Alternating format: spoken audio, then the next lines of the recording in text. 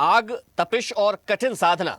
आज के आधुनिक दौर में जहां लोग एसी और कूलर के बिना कुछ घंटे भी नहीं रह पाते, वहीं धमतरी में एक 28 साल की युवती ऐसी तपस्या कर रही है जिसे देखकर लोग हैरान हैं। दोपहर की भीषण गर्मी में चारों तरफ जलती धूनी और बीच अडिग बैठी एक साधिका। कौन है ये युवती, क्या है उसकी साधना का उद्देश्य और क्यों दूर दूर से लोग उसे देखने पहुंच रहे हैं, देखिए इस रिपोर्ट में। धमतरी से लगे रुद्री में हम आज मौजूद हैं, जहां पर एक युवा साधक की साधना है वो चर्चा का विषय बना हुआ है।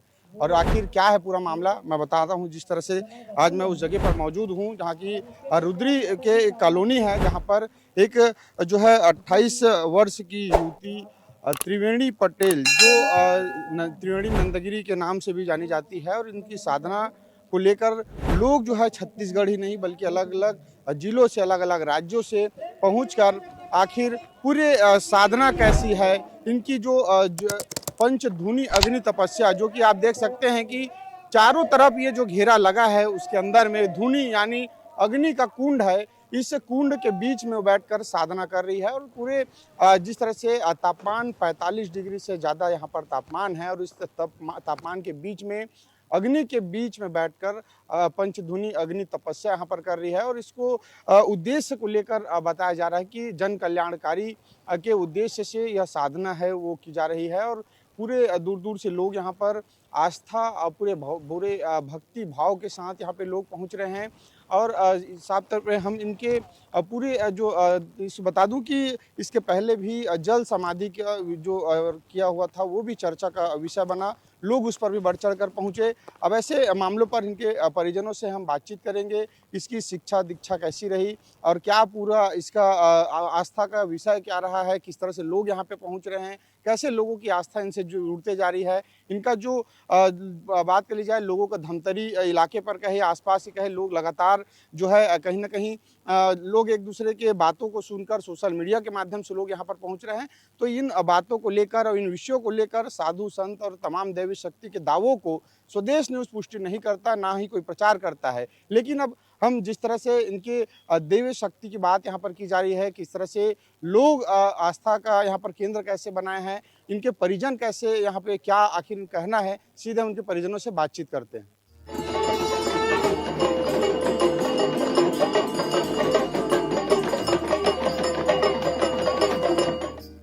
ये नजारा किसी पौराणिक कथा का नहीं, न ही किसी फिल्म की शूटिंग का है, बल्कि धमतरी शहर की गोकुल वाटिका का है, जहां इन दिनों आस्था और आध्यात्म का अद्भुत संगम देखने को मिल रहा है।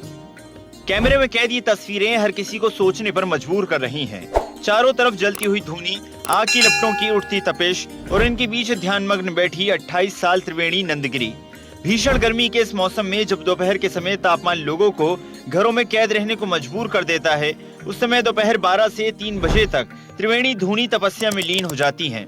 अब हम त्रिवेणी जी के परिजन के पास पहुंचे हैं, उनसे बातचीत करेंगे कि किस तरह से उनकी दिव्य शक्ति रही है, बचपन से उसकी रहन सहन, शिक्षा दीक्षा की पूरी प्रक्रिया कैसे रही है। सीधे बातचीत करेंगे। उनके माता जी हमारे साथ मौजूद है, ललिता पटेल जी। कैसे उनकी जो बचपन की जो पूजा की शैली कहे या रहन सहन कहे, वो कैसे बचपन से आप देखते आए हैं? पहले बचपन से वही देखते आए हैं, जो देखेंगे वही बताएंगे कि बचपन से ओकर भावना हर बच्चा से अलग है कि दिन में रात में ओला कोई ये नहीं है, न ओला खाए के सुख, न खाए के चिंता, न फिकर, अपन जो मन में आए, जो वहाँ के कृपा ओकर जो दिमाग में जो लगत रही सोई जी हाँ वाला जाना है वहाँ जाना है, जाए पढ़ाई लिखाई हर समय हर काम अपन समय में सब चीज कर डाले, और पढ़े भी है और कहीं भी जाना आना सब चीज करे वहाँ।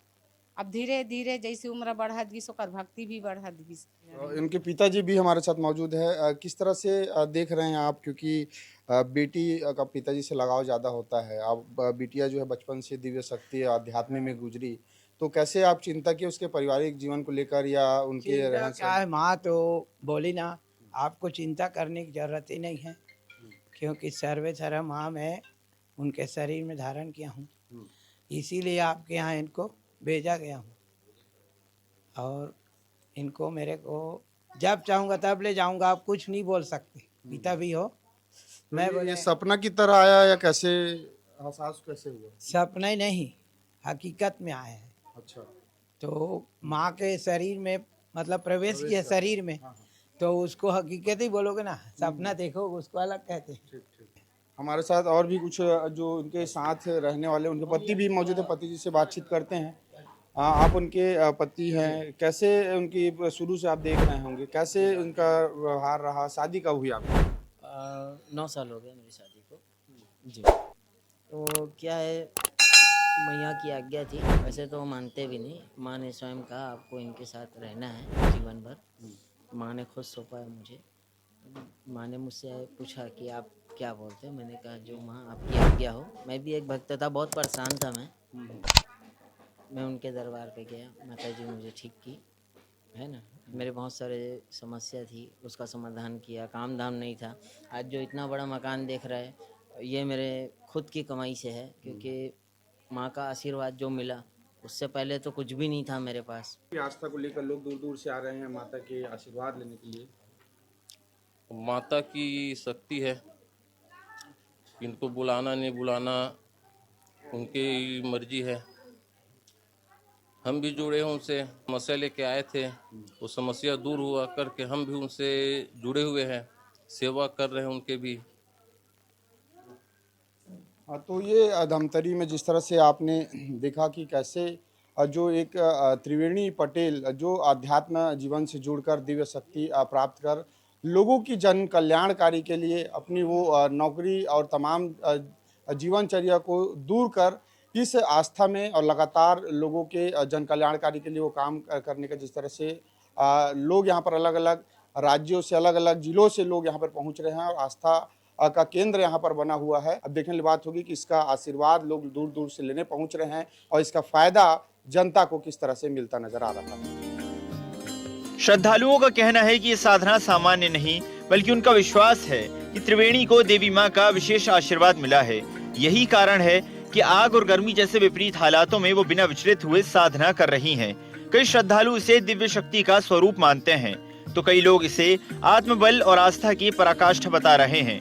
वहीं त्रिवेणी नंदगिरी का कहना है, उन्होंने ये मार्ग व्यक्तिगत लाभ के लिए नहीं, बल्कि समाज और मानव कल्याण के लिए चुना है।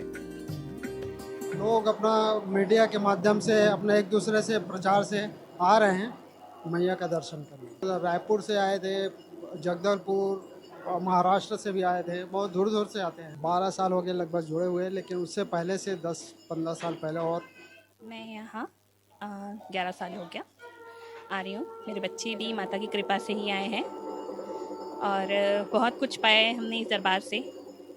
हमें यहाँ आके बहुत अच्छा लगता है।